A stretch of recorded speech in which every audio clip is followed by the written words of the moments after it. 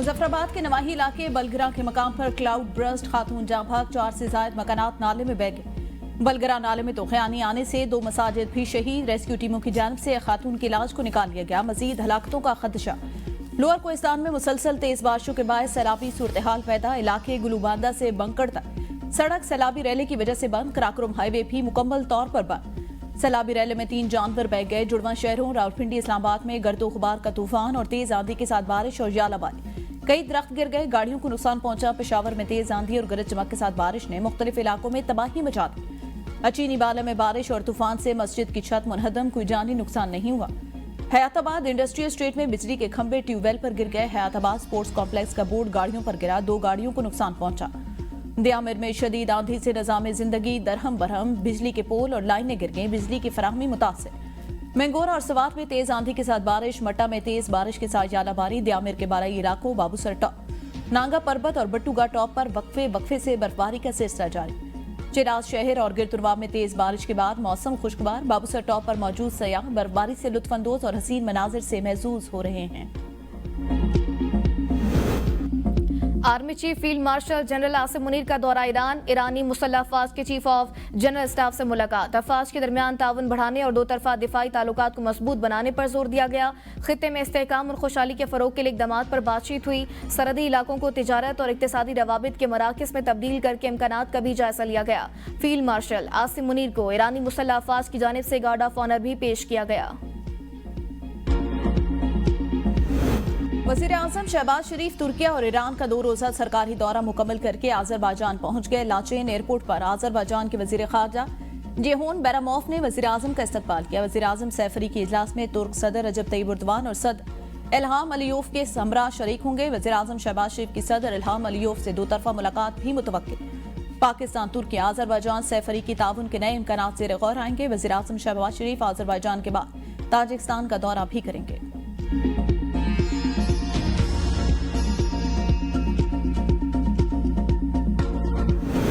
सुन्नी इत्तेहाद council की appeal तो तमाम जजेस ने मुस्तरद की थी। अदालती फैसले से सबसे ज्यादा मुतासिर तो सुन्नी इत्तेहाद काउंसिल हुई। सुप्रीम कोर्ट आईनी बेंच के मखसूस नशिस्तों के केस में रिमार्क्स। जस्टिस जमाल मंदोखेल ने इस्तफसार किया, सदीकी साहब आप नज़रसानी केस की हिमायत कर रहे हैं या मुखालफत? वकील फैसल सदीकी ने जवाब में कहा, जुज़वी तौर पर आपके नोट की हिमायत करता हूँ, हम हार कर भी जीत गए हैं। सलमान अकरम राजा ने कहा, पीटीआई केस में फरीक थी लेकिन हमें कोई नोटिस नहीं मिला। हामिद खान ने कहा, पीटीआई को नज़रसानी में फरीक जानबूझकर नहीं बनाया गया। इलेक्शन कमीशन ने वजाहत मांगी तो पीटीआई ने अपना जवाब जमा कराया था। समाअत 29 मई तक मुलतवी।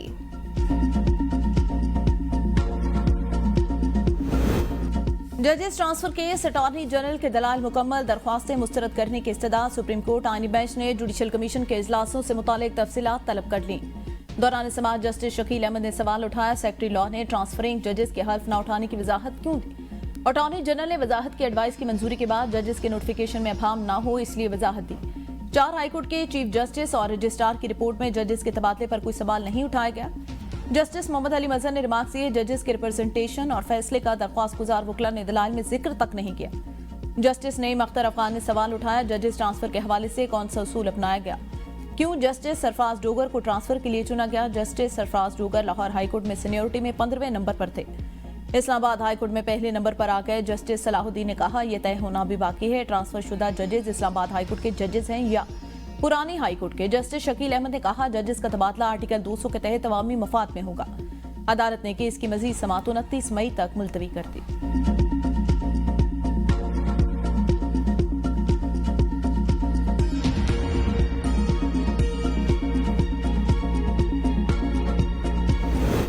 नवाज शरीफ और वज़ीर आला पंजाब मरीम नवाज की ज़ेर सदारत आइंदा माली साल के बजट से मुतल्लिक़ अहम मुशावरती इजलास, तरक्याती मनसूबों और बजट फ्रेम पर तफसीली ब्रीफिंग दी गई। इजलास में मुख्तलिफ महकमों की जानिब से मजमूई तौर पर 2000 अरब रुपए के तरक्याती मनसूबे पेश किए गए। पंजाब हुकूमत ने आइंदा माली साल के लिए 1100 से 1200 अरब रुपए के दरमियान तरक्याती बजट का फ्रेम तजवीज़ किया है। इजलास में आइंदा माली साल के लिए तरक्याती तरजीहात पर भी तबादला ख्याल किया गया, जिनमें बुनियादी ढांचे, तालीम, सेहत, ज़राअत, आपाशी और माहौलियात के शोबे नुमायां रहे।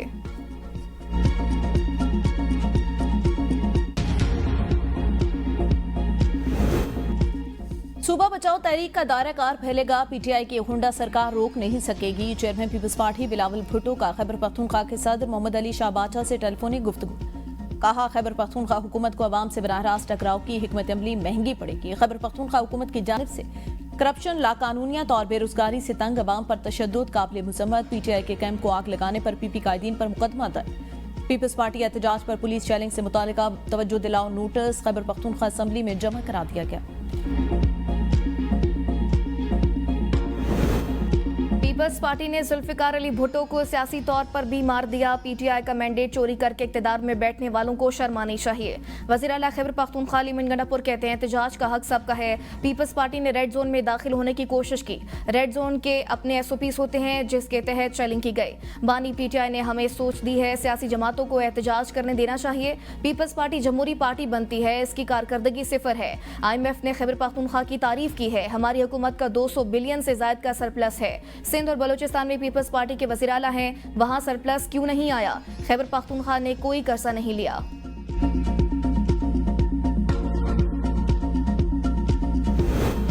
पूरी जिम्मेदारी से कहती हूँ, भारत के खिलाफ ऑपरेशन नवाज शरीफ की निगरानी में हुआ। वज़ीर इत्तलात पंजाब अज़मा बुखारी का पंजाब असम्बली में खिताब। कहा पाकिस्तान पुरान मुल्क जंग नहीं चाहता, मोदी जानबूझकर जंग का माहौल बना रहा है। मुसल्लह अफवाज ने भारत को मुंह तोड़ जवाब दिया। सारी दुनिया मान रही है पाकिस्तान ने जंग में शिकस्त दी। आज असम्बली में मोदी की गोली पर बात होनी चाहिए थी। वज़ीर आज़म हर मामले पर नवाज शरीफ से मुशावरत करते हैं।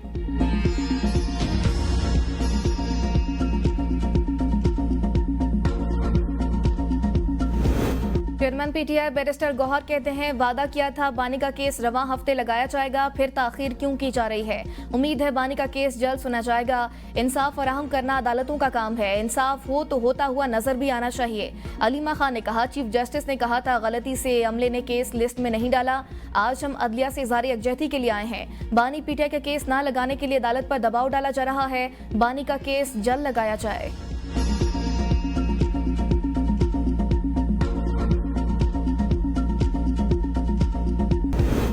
कौमी असम्बली की कायमा कमेटी बराए सनत व पैदावार का इजलास। सेक्रेटरी सनत व पैदावार की अदम मौजूदगी पर चेयरमैन कमेटी बरहम। नेपरा हुकाम की कमेटी में गैर मौजूदगी पर भी सवालात उठाए। इजलास में के इलेक्ट्रिक के CEO को मजीद सुनने से इनकार करते हुए उन्हें कमेटी इजलास से बाहर निकाल दिया गया।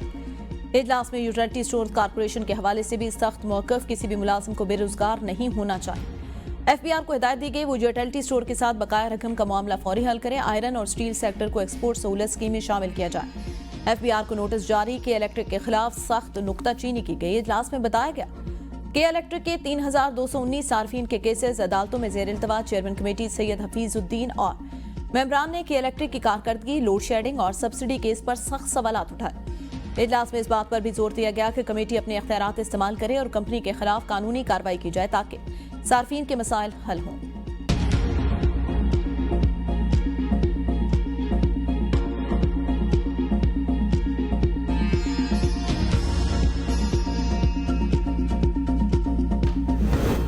वजारत कौमी सेहत की सेनेट कमेटी के इजलास में सेनेटर हिदायतुल्लाह ने पोलियो क्लिनिक में बद इंतजामी का पोल खोल दिया। ब्रीफिंग में बताया कि मरीजों के साथ नारवा सलूक किया जाता है। पोलियो क्लिनिक में डॉक्टर्स चेक करने को तैयार नहीं, हर दवा बाहर से मंगवाई जाती है। सेनेटर हिदायतुल्लाह का कहना था कि मैं सेनेटर होने के बावजूद मरीजों की लाइन में खड़ा होकर ख्वार हुआ। वफाकी वज़ीर सेहत ने कहा तमाम बातों से इत्तफाक करता हूँ, ये ट्यूमर है जिसका इलाज करना है। कहा पब्लिक प्राइवेट पार्टनरशिप की जानिब जा रहे हैं। हमने गैर सरकारी रिफाई इदारों को दावत दी है। पूरे इस्लामाबाद के हेल्थ सिस्टम को ठीक करना होगा। ISTC हॉस्पिटल और ब्लड ट्रांसफ्यूजन को भी पब्लिक प्राइवेट पार्टनरशिप में देने जा रहे हैं। इरफान सदीकी का कहना था एक बड़े नए अस्पताल की इस्लामाबाद को जरूरत है।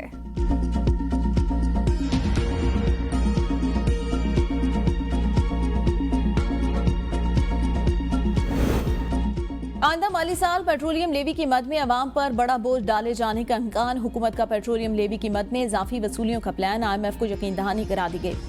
आइंदा माली साल के लिए 1311 अरब रुपए पेट्रोलियम लेवी वसूली का तखमीना। मौजूदा माली साल के लिए पेट्रोलियम लेवी का हदफ 1117 अरब रुपए मुकर्रर। लेवी की मद में नया हदफ रवा माली साल के मुकाबले में 194 अरब इजाफी होगा। लेवी का इजाफी बोझ सार्फिन बराह रास्त पेट्रोलियम मसनूआत पर अदा करेंगे। वज़ीर आला पंजाब मरियम नवाज ने शाहपुर कांसरा में मुल्क की सबसे बड़ी मॉडल कैटल मार्केट का इफ्तिताह कर दिया। मॉडल कैटल मार्केट में दस्तयाब सहूलतों का जायजा लिया गया। शाहपुर कांसरा मॉडल कैटल मार्केट में 25,000 बड़े जानवर और 1.5 लाख छोटे जानवर की गुंजाइश होगी। 74 एकड़ रकबे पर कायम मॉडल कैटल मार्केट में मवेशियों के लिए 20 बड़े शेड बनाए गए। मवेशियों के नकलो हमल में आसानी के लिए लोडिंग, अनलोडिंग और ट्रक सेंटर्स भी मौजूद। पंजाब की दूसरी बड़ी मॉडल कैटल मार्केट झंग में बनाई जाएगी।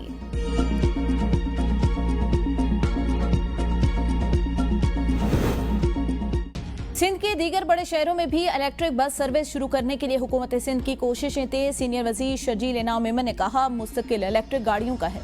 सिंध हुकूमत इलेक्ट्रिक व्हीकल सेक्टर में गैर मामूली पेशरफ्त चाहती है। सिंध हुकूमत इलेक्ट्रिक व्हीकल सेक्टर में गैर मामूली पेशरफ्त चाहती है। एशियाई तरक्याती बैंक के एक आला सतही वफ्द ने भी सिंध के सीनियर वजीर शर्जील इनाम मेमन से मुलाकात की। मुलाकात में सूबे के तेजी से तरक्की पजीर ट्रांसपोर्ट सेक्टर में मुमकिन सरमायाकारी पर तबादला ख्याल किया गया।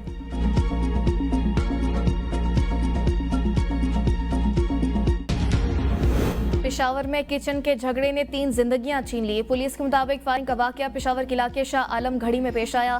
कत्ल होने वालों में 2 खवातीन भी शामिल हैं। मुल्ज़िम इमराज वली ने अपनी अहलिया, भाई समनुल्लाह और अपनी बहन को कत्ल किया।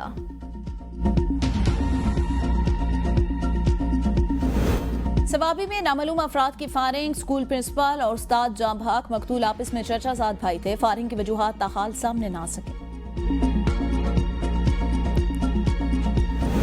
कच्चे के डाकू बेलगाम सादकाबाद में एक ही रात में 5 अफराद अगवा। पहली वारदात बस्ती विरदा के करीब पेश आया। डाकू ताजिर शबान और ट्रक ड्राइवर इमाम दीन को अगवा करके ले गए। दूसरी वारदात बस्ती घटा में हुई। मुसल्ला डाकू टरबाइन पर सोए 3 अफराद को अगवा करके ले गए। मगवियों में अमानुल्लाह, समानुल्लाह और रिजवान शामिल हैं। घोटकी में 2 भाइयों के अगवा पर भुट्टो बरादरी में शदीद गम गुस्सा। सैकड़ों अफराद असलहा लेकर घरों से निकल आए। मुसल्ला अफराद कच्चे की तरफ रवाना।